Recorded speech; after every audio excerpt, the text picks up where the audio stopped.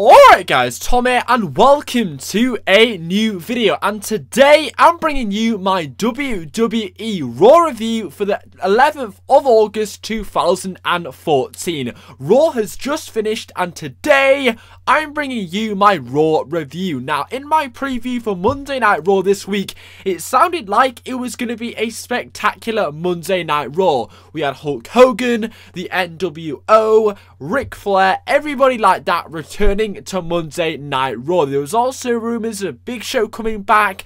There was some classic segment that we could have got between Stephanie and Brie Bella, a confrontation between John Cena and Brock Lesnar. There were so many awesome things I talked about in my Raw preview, but when Raw went live on the TV, it was, once again, another disappointing Monday Night Raw. I'm not going to sit here and say it was the worst Monday Night Raw of the year, but honestly, coming out of Monday Night Raw this week, once again, I am extremely disappointed with the show. Now, this was the SummerSlam go-home show. Yes, a majority, mostly 90% of the matches were already built sufficiently enough, and honestly, if we go into the pay-per-view on Sunday, it's absolutely fine. I think every match is built enough. It's okay. I felt like this Monday Night Raw, they could do what they want, and I still want to watch the SummerSlam pay-per-view because I think the build towards that, the pay-per-view, is already done. But I was still expecting a decent Monday Night Raw with all the rumours and news which was surrounding the show. But once again, bit of a disappointing Monday Night Raw. But to start the show, really, it never really got going until the end segment. Honestly, the end segment nearly saved the whole show, but apart from that, it was a huge, big fuck up. Anyway, we're going to start positively, and honestly, at the start of the show, we did start with an extremely positive thing. Once again, the Authority does not start and does not kick off Monday Night Raw. They did kick off Monday Night Raw last week, but this week, we get Brock Lesnar and Paul Heyman starting off Monday Night Raw. How good is that? A Paul Heyman promo to kick off Monday Night Raw. Heyman's DVD and Blu-ray came out last week, and he's the guy kicking off Monday Night Raw to cut another classic promo. Yes, another amazing promo from Paul Heyman. Honestly, Paul Heyman, if you're going to look at the top 10 promos in the WWE for 2014, Paul Heyman would easily have all 10 of them. I don't know if he's done 10, but honestly, nobody comes close to this guy's promo work in 2014. Another classic promo from Paul Heyman. Just one negative I want to say. If I was going to look at all them 10 promos, or all the promos he's done this year, next to each other, if I was going to watch them back to back to back to back, I wouldn't be able to distinguish between each one of them, because in every promo, he says the same thing. Yes, I know Brock Lesnar's personality is not supposed to show. That's not really his gimmick. It's all about his accomplishments and what he's conquered. But every single promo is exactly the same. Every single promo is about what he's accomplished. And every accomplishment is repeated over and over again in every promo. Yes, Paul Heyman cuts a very good promo here, but what he's saying, he said 100 times before in another promo about Brock Lesnar. Yes, I know there's not a lot of material to talk about Brock Lesnar, but once again, it's a really, really repetitive promo that's just pretty much a carbon copy from the promos we've seen before by Paul Heyman about Brock Lesnar in the last few months. Nothing that new here. I mean, the rapping bit by Brock Lesnar was hilarious, it was funny, it was a great dig at John Cena. The promo didn't feel anything new though. The rapping bit was great, just the material was a bit old. It's not new, but it was an explosive way to start off Monday Night Raw. Brock Lesnar, the most over heel in the company, starting off Monday Night Raw, and Paul Heyman, who is on a flyer at the moment with his DVD, and is heading into SummerSlam with his client main eventing the pay-per-view. Great way to start Monday Night Raw. Bit of a disappointing promo because it was once again a bit old, but how can you complain about a Paul Heyman promo starting off Monday Night Raw? And it completely sold the main event at SummerSlam for me. So I'll give it an obvious thumbs up. Now, the next match, or sorry, the first match, was Roman Reigns taking on Ryback in a 2-on-1 handicap match. Now, before the match, Kane came out, and yes, he did take his mask off last week, but now he's corporate Kane again. Please, Kane, retire. I mean, he was masked Kane for about a few months. He even had a main event championship match against Daniel Bryan at Extreme Rules. He had a title match last month at Battleground. And now they've completely scrapped that gimmick and they've gone back to corporate Kane. Corporate Kane never worked out, so why they're going back to this, I have no idea. Throughout his run as corporate Kane, he really wasn't over, didn't feel genuine, really didn't work with anybody, nobody was really interested. He was really not given that many great ways to show his character, not really any real good feuds or anything like that. It eventually made CM Punk leave the WWE, we think. So why they've given Kane the corporate Kane gimmick again, I have no idea, because I was just yawning the hell out of it when I saw that they'd returned corporate Kane tonight on Monday Night Raw. I wanted to go to sleep right there and then, but corporate Kane's come back. Why they've decided to bring this guy back as this, I have no idea. Really think Kane should just retire now. Seems like he's faced everybody in the roster 100 times over. Every match pretty much seems the same now. There's nothing really new in this guy. There's nothing they can do ever again with this guy. No more title runs. He's been a great asset to the WWE over the last 15 years. But really, time's up. Should really get out of there, because I was yawning my head off when I saw corporate Kane coming out once again. But yes, Roman Reigns against Ryback. Now, it did end in disqualification, so a win for Roman Reigns, which is great because that puts him over, because he gets the win under his belt. But it was via disqualification, so he did take a bit of a beating by Ryback. But that did slightly put over Ryback, who are a decent tag team, one of the only tag teams in the division, so they needed to look slightly strong in the end. But it did all end up with Roman Reigns getting the upper hand, of course. What surprised, he didn't actually get the win over Ryback in the end, but after it ended with disqualification, it ended with 2 Superman punches and 2 spears onto each member, Ryback and Curtis Axel. So Roman Reigns obviously in the end gaining all the momentum in this match, putting him over and going into his match against Randy Orton looking very, very strong, and obviously heading into that match with obviously going over Randy Orton on Sunday. So they want to give Roman Reigns all the momentum at the moment. He's having a push. Very predictable outcome from this match. Honestly, Ryback's work with Roman Reigns was actually really good. I know they've worked in the past with The Shield and Ryback's feud. I think it was in January 2013. I think Ryback and The Shield had a really good feud going on.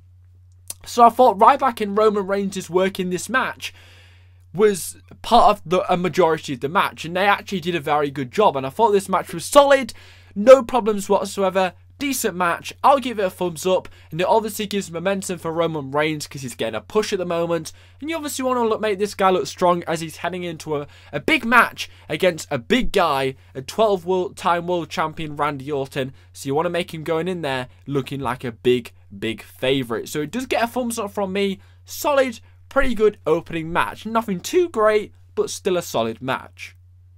The next match was Seth Rollins against Rob Van Dam. And yes, saw a few people on Twitter, do follow me on Twitter by the way, complaining that we're getting Rob Van Dam against Seth Rollins again.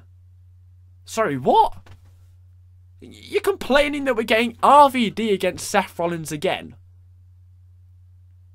No! I mean, I can see why you complain if we got Fandango against Khali again, but Rob Van Dam versus Seth Rollins, if I'm not right in saying they've had 2 matches already together, and both of them have probably been in the top maybe 20 Monday Night Raw matches of 2014, why are you going to complain about getting another great wrestling match?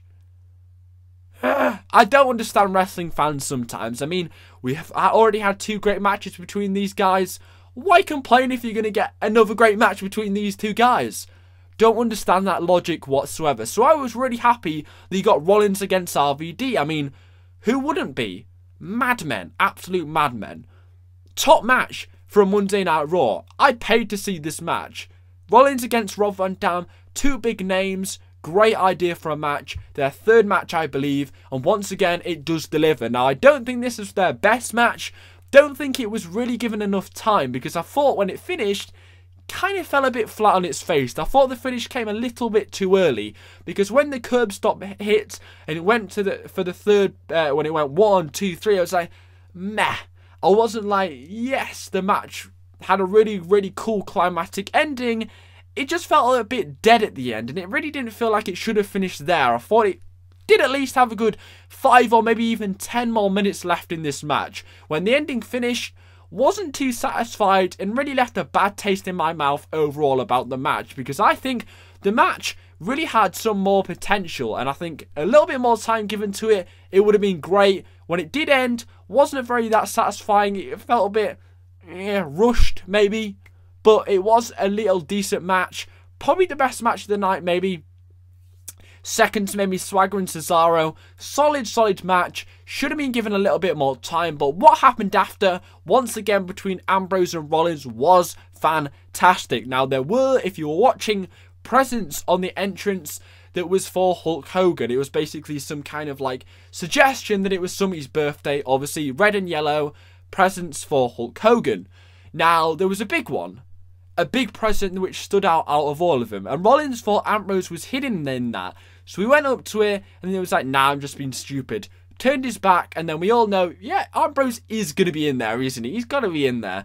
So Ambrose does pop out when Rollins isn't looking. He attacks Rollins, and then Rollins runs away into the crowd. Ambrose picks up a mic and says, there's no running away. I'm going to get your ass, and you can watch that all for $9.99. Now, there's a few things to talk about that. One thing I wanted to talk about is that, I forgot what I was going to say. One thing I wanted to talk about is, once again, unique. Once again, unique. Everything they've done about this build towards this feud has been unique. They had a car park brawl, and now Ambrose hides in a present, jumps out and attacks Rollins. Something unique every time. It's fantastic. They've managed to think of unique ways to build this feud every time. Last week it was a briefcase pouring popcorn, Pepsi or Coke in there and putting JBL's hat in there. Every segment these guys have is really unique. So the story writers for this have done a very, very good job and once again deliver with this segment tonight on Raw. Very, very satisfied with this, and I think it really made up for the disappointing ending to RVD and Rollins' match. One complaint though is Ambrose's slight promo, very small promo, was ruined by the mention of the $9.99. Kind of broke kayfabe a bit. I mean, I know they're trying to make this $9.90 thing a gimmick, and it's actually a joke in itself, but it kind of took a little bit of, it really took away from the genuine legitimacy of the promo, and really made me see through Ambrose from being this Dean Ambrose character to seeing him as a WWE employee. It just really didn't seem that legit. As soon as he said that $9.99, I was like, nah, you've ruined that promo. You kind of slightly put a taint on the segment as well. The $9.99 wasn't really needed there. Yes, it might help with bring sales. I'm not really into business or anything like that, so I won't really care. Just for I could see for Ambrose a bit there. I thought it kind of ruined it. Wasn't needed. Just leave Rollins and Ambrose on their own. Let them build the feud. Don't add the $9.99 in there. Ruined it in my opinion. But great segment, and once again, very, very unique. I think Raw did take a slight dip from then on.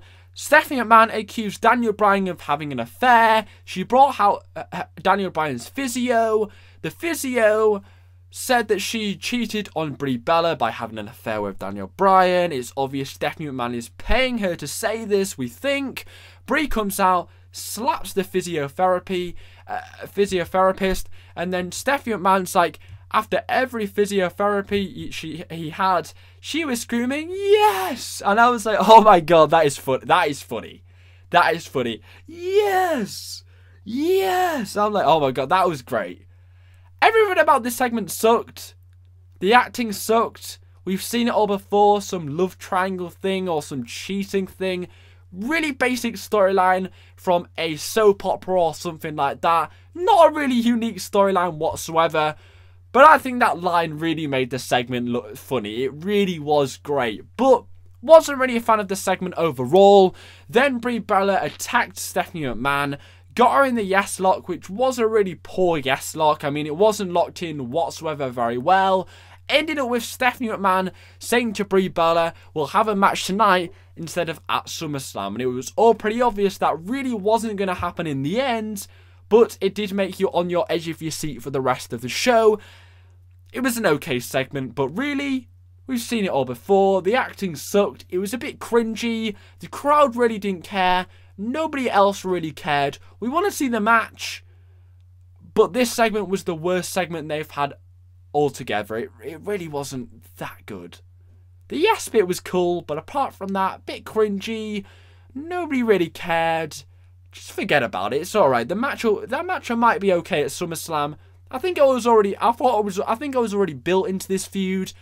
Maybe this segment kind of put me off a little bit and set me back a bit. But honestly, before this segment happened, I was already interested in the feud anyway. So I don't think this segment was that necessary. So I'll give it a thumbs down. Now the next match was Jack Swagger defeating Cesaro in an absolutely fantastic match. Now Jack Swagger and Cesaro really should have had a singles match at Extreme Rules. It really beats me why they added Rob Van Dam into that match all those months ago, because when you remember, Swagger and Cesaro parted ways and we all thought we were getting Swagger against Cesaro at Extreme Rules, and for some unknown reason Rob Van Dam was added into that match and we never really got a Swagger versus Cesaro match at a pay-per-view. And honestly, I would have loved to see this match on a pay-per-view level with the pay-per-view crowd, the excitement, the buzz. This match was freaking great. Best match of the night. Amazing. Very, very good match. They know each other inside out within the ring. Very entertaining. The pacing was there. The fluidity was there. They have great chemistry. The crowd was into it. Two fan favourites. Even though you've got heel in there. Two excellent fan favourites of Swagger, who's definitely over at the moment. One of the most over guys on the roster. And Cesaro, who obviously is an indie wrestler. A lot of people respect him. So honestly, it was a huge win-win situation for WWE at this moment in time. Honestly, great match. Really like the ending as well. How Swagger catch Cesaro going for that a jump off the top rope. Caught him into the ankle lock and made him tap out. Great match. Gives momentum to Swagger, of course, because he's heading into the match against Rusev, and he needs all the momentum he can get because Rusev's undefeated. So we need to believe that Swagger's winning on Sunday. He needs all that momentum to make us believe that he might knock off the Bulgarian brute Rusev. So he needs all them wins under his belt, and he got it here because he goes over Cesaro, who isn't a wuss, by the way. Going over Cesaro is a pretty good feat. So then after the match, they cut another promo. Once again, a bit like Paul Heyman, they've run out of material. There's only so far you can go with a country versus country feud. Once again, this Zeb Coulter promo sounds exactly the same as every other promo he's cut in this feud. There's no new material. They haven't had no new material for the last few weeks, in my opinion. He says the same thing about the 50 stars and the 13 bars. What else have you got to talk about? There really isn't anything else to talk about. And that's why I feel Swagger is winning on Sunday. There's nothing left in this feud. And it really confirms it when Rusev came out. And then that was pretty much the end of the segment. There was really an awkward ending to the segment. I mean, Rusev came out. A Russian flag dropped down in the middle of the ring. And that was it. It was a really awkward ending. I think they've done everything they can do with this feud. There's nothing left in it. Have the big blowout match at SummerSlam and forget about it. There's nothing left in it. So pretty much end it at SummerSlam. And that was that. Short and sweet. Still excited for that flag versus flag match, however. The next match was Eva Marie defeating Divas champion AJ Lee. Now this part really was... Sorry, I'll give Swagger versus Cesaro, if you couldn't tell by my expression, a certain thumbs up. Eva Marie against the Divas champion AJ Lee certainly gets a thumbs down from me. Whoever's idea to employ Eva Marie rather than Alberto Del Rio should be fired in their own right. I mean, how Eva Marie still got a job but Drew McIntyre doesn't have a job and Alberto Del Rio doesn't have a job? blows my mind because her matches are full of rest holds. I don't know. Anyway, this match was very short as a typical Divas match. I mean, who really cares about Divas matches on Raw nowadays? Nobody. Sorry, but we don't. But it's pretty cool we have 2 Divas matches at SummerSlam, which is great for the division. Just keep us away from Monday Night Raw Divas matches because nobody really cares. The match was about 10 seconds. I really have a recollection of this because it's just like one of those like really generic distraction kind of things that happens on Raw all the time. Paige came out skipping to her own music, distracted AJ Lee. She got beat by Eva Marie, so Eva Marie defeats the Divas champion AJ Lee, which just annoys me out. Just annoys me. Oh my god! And then Eva Marie rolls out the ring and celebrates. Paige cuts a promo on AJ how she loves her. That's pretty much that. There wasn't really anything that entertaining here. Not really much fun at all. And then, as soon as that ends, Paige walks off. Another promo really doesn't mean a lot to anybody. It didn't touch me at all. Nobody was really into it. I think we really want to see the match. I mean, the match at Battleground was disappointing, so I just want to see the match and see what they can do second time over. Don't really care about the segments. They haven't been that great. Now, the biggest thing that baffled me after this was as soon as Paige had left, they switched to Eva Marie outside, and Eva Marie was holding part of her body outside the ring as if she'd been injured, even though she just won the match. She was holding her head or something on the floor, looking like she'd been injured. Basically, the complete opposite of somebody who just won. And then AJ Lee took advantage of this by attacking her. But why was Eva Marie even injured in the first place? That really did not make sense whatsoever. And then also, another gripe I want to make is the crazy gimmick the only gimmick they have for Divas? I mean, both AJ Lee and Paige have this crazy gimmick. Alicia Fox has only just had it. What other gimmicks do they have in the Divas division? There really isn't a lot. But anyway, who's heel and face in this feud? I mean, last time I checked, somebody attacking somebody like Eva Marie like that and attacking her and smashing her against the rope, against the ring and everything like that isn't really a babyface thing to do. Is AJ Lee really a babyface? Really confused right now.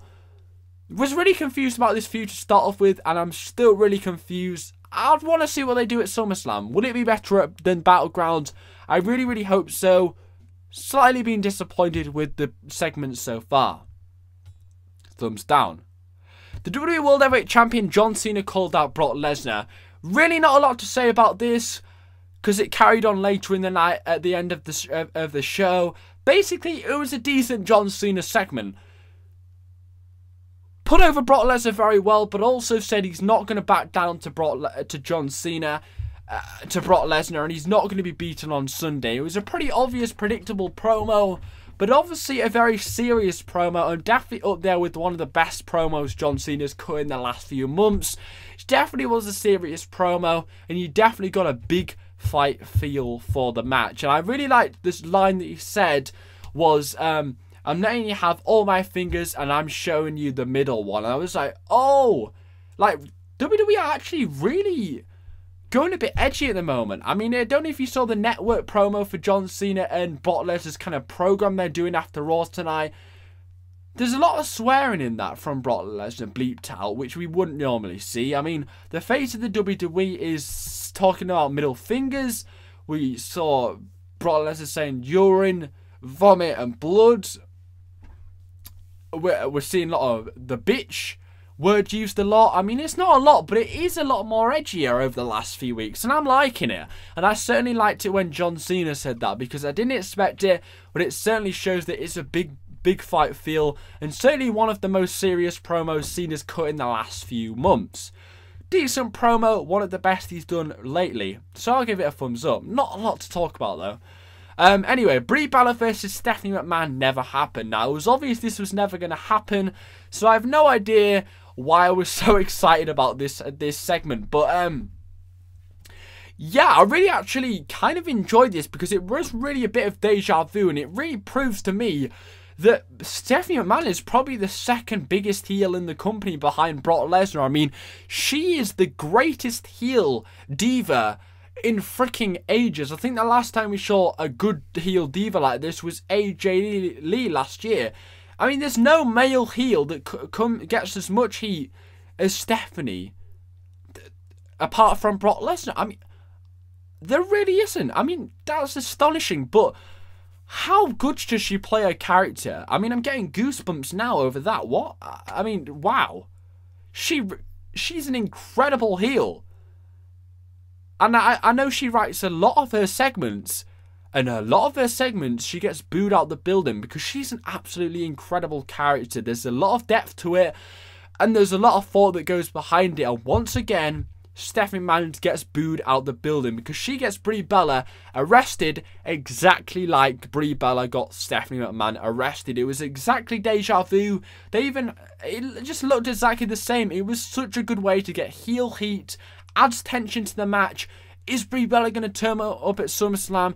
Adds excitement, makes it a lot more edgier, personal, love it. Great heel heat for Stephanie McMahon. Very, very great way to get that heel heat and really makes me more excited. And I honestly think that made up for the awkward segment earlier in the night. Really good way to end this build towards that. Gonna give it a certain thumbs up right there. The next match was Heath Slater defeating Dolph Ziggler once again. The Miz distracts Dolph Ziggler, but this time Dolph Ziggler actually gets a loss because Heath Slater gets a 3-0 win by a roll-up on Dolph Ziggler. Now, there's a slight build for the Miz versus Dolph Ziggler match. Not too much here. I mean, Miz is retaining on Sunday anyway, so honestly, really don't care at this point what they're doing with the Ziggler and Miz feud because we all know where it's going to go at the end of the day. Heath Slater gets the win, and it looks like this guy is getting a slight push as well, which is quite funny compared to what he's been doing in the last 2 years. But yes, Ziggler did actually get some momentum in the end because he came back to Heath Slater and gave him the zigzag. The one thing I didn't like, though, is it was pretty much two baby faces in the ring, Slater and Ziggler. But then after the match, Heath Slater tried to attack Ziggler. So is Slater babyface, heel? I don't know, if somebody explains to me. It seemed like he was babyface last week against Rollins. Now he's trying to attack a pretty over face being Ziggler. ConfuseMuch.com. I don't know. Anyway, Ziggler gets the momentum in the end.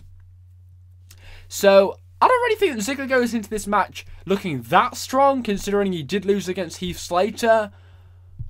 But also, I think WWE realised that nobody really feels like Ziggler's going to win anyway. I've just really given up on Ziggler in the end. I mean, ever since he lost the world title, nah, I can't bet Ziggler winning anything anymore. Anyway, I'll give that a thumbs down. I mean, the match was actually pretty good. I mean, it was okay. The focus was more on Miz on the commentary table. I mean, he was standing on there. I mean, his gimmick is he's centre of attention, which I understand, but also he's taken away from the match. Now, it really was about adding depth to Miz's character. I mean, I think every time Miz is on commentary, really adds a lot of depth to his character, his new gimmick. But it also detracts a lot from the match. And I know they're building this Miz guy up a lot with this new gimmick, and it's really working, it's really getting over, and they're really digging deep with this gimmick. Every time he's on commentary, it's really working. But also you're detracting away from the match a hell of a lot. So whatever's happening in the ring, it's quite disrespectful, I know, to the competitors. But also nobody's really paying attention. So it is quite disappointing that you've got two talented guys like a Slater and a Ziggler not really being paid that much attention when it was actually a pretty decent match. But anyway, I really like this Miz gimmick, and they're adding a lot of depth to it at the moment, so I'm not really going to complain that much. But I did actually notice that, haven't they done the same with The Miz the last few weeks? I mean, hasn't he been on commentary and pretty much done the same thing every week of distracting Ziggler? I don't really know. I haven't really been paying that much attention, but I feel like they've done it a lot of the last few weeks, and they haven't really done a lot of things new with The Miz. I mean, it seems like he's been on commentary quite a lot recently. I mean, I'm not really sure what they're doing. Have they run out of ideas already for this guy? I'm not quite sure. I'm getting a bit mixed up. I'm not really sure, but I'll give it a a thumbs down. I don't really feel like Ziggler's going into that match with as much momentum as he possibly could. Maybe he could go in with a little bit more, but at the end of the day, he's never winning anyway. Randy Orton defeating US champion Sheamus. Now this match had a pay-per-view worthy ending. Sheamus going for the battering ram off the top rope, which looks sick as always.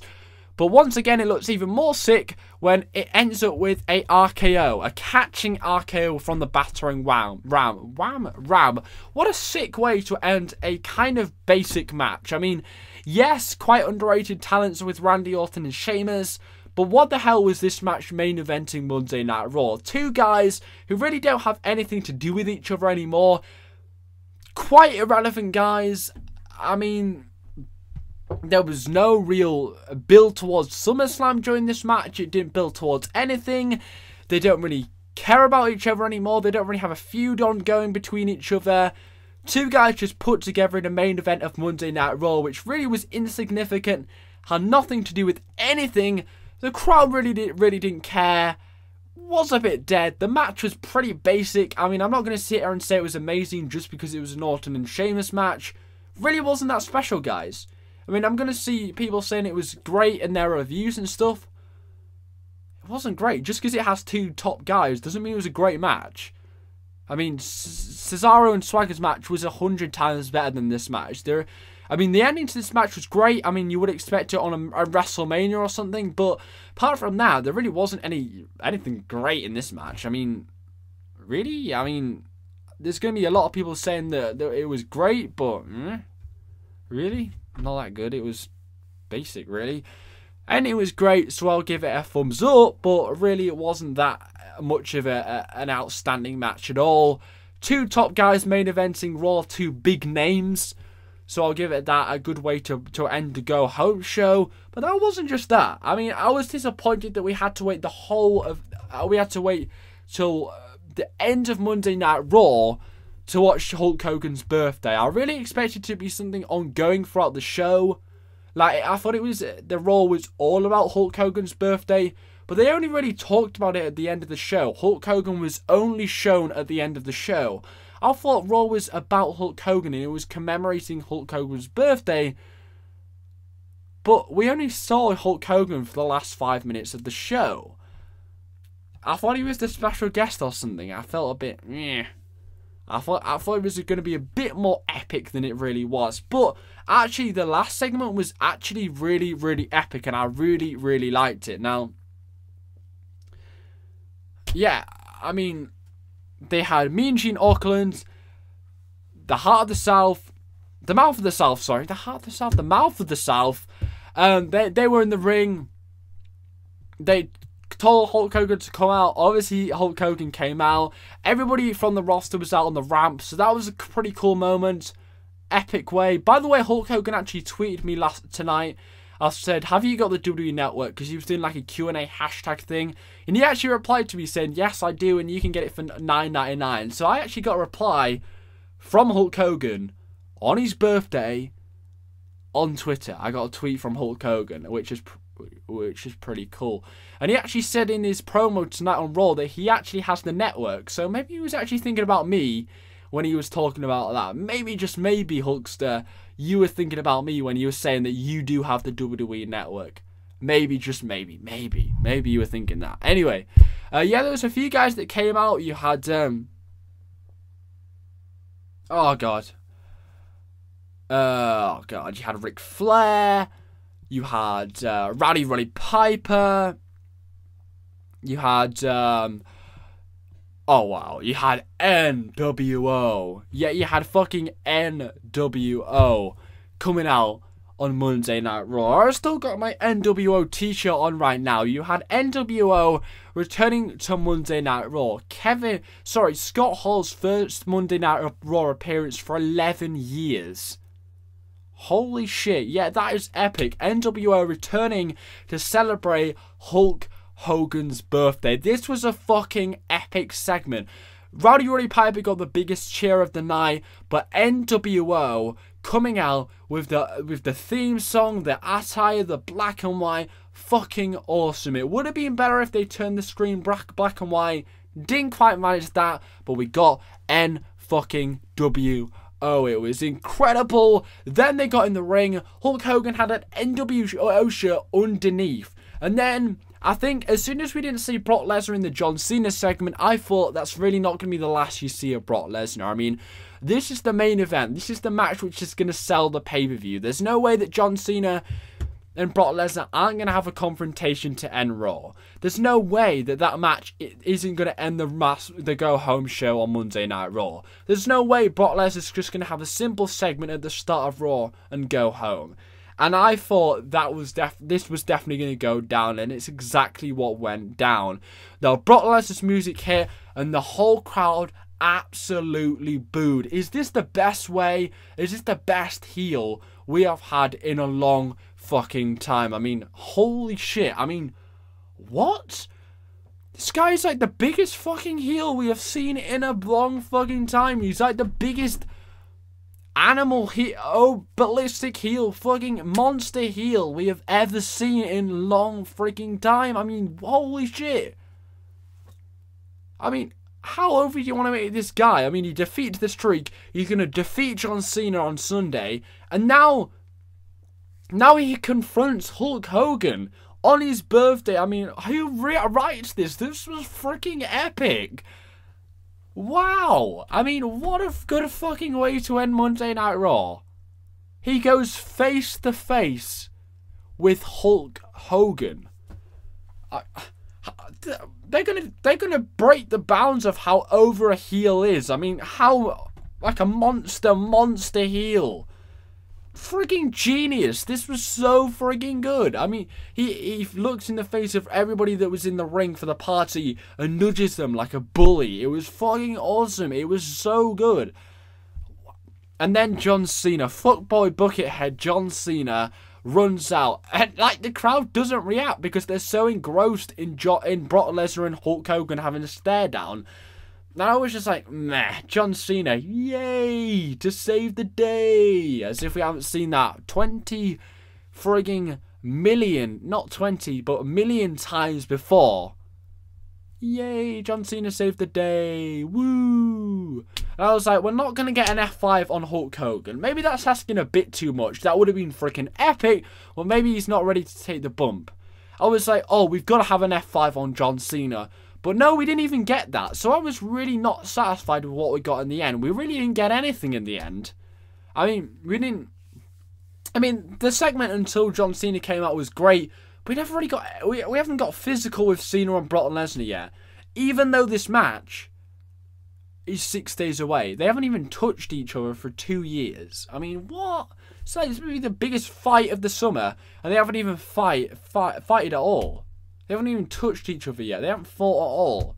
They haven't even patted each other on the back. They haven't touched each other, shook hands, which wouldn't happen anyway. But they haven't done anything like that. It's not physical. It's not a fight. It's just a fantasy at the moment. I mean, it doesn't feel real at all. Then Brock Lesnar just gets out the ring and walks off. I mean, yes, that is a heelish way to run away, but really, bit disappointed. I wanted something to last a memory. A good memory to make us last till SummerSlam. An F5, something like that, to really make you think, wow, Brock Lesnar's winning on Sunday, or something memorable. We didn't get anything like that. He just walked out the ring. Like, meh. Disappointing ending to that, but a great ending segment which nearly saved the show. But I'm going to give tonight's Monday Night Raw a 6 out of 10. Did sound great on my preview, but in the end, once again, bit of a disappointing Monday Night Raw. Some nice bits in there. Cool segment to start off the show. Cena's promo wasn't bad. Outstanding match between Swagger and Cesaro. Cool ending to the Orton and Sheamus match. Stephanie McMahon once again one of the most over heels in the company, getting Brie Bella arrested and making out as if her husband's been cheating. Fucking awesome segment at the end for Hulk Hogan's birthday.